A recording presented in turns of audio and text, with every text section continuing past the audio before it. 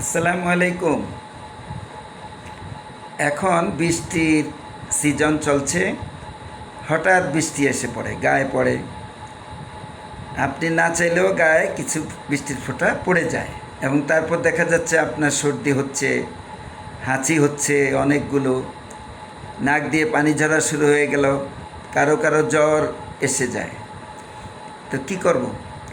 আমরা সবসময় করি কি, একটা অ্যালাট্রল খেয়ে ফেলি বা ফেক্সো খাই, নাপা খাই বা অন্যান্য যে কোনো ট্যাবলেট খাই।